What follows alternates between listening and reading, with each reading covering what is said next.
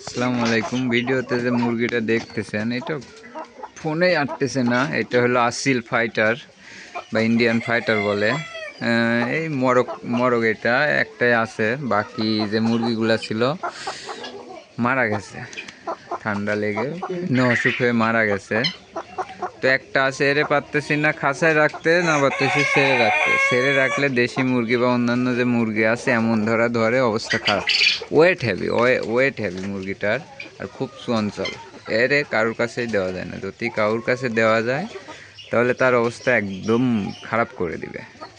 এই জন্য এরে এই খাঁচায় রাখছি। তারপরেও মানে এত রাগ।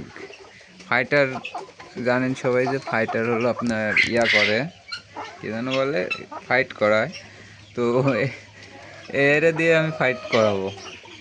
যে মুরগিটা বেশি লাফালাফি করবে ওকে আইনে এর কাছে ছেড়ে দেবো, একদম অবস্থা খারাপ করে দেয়।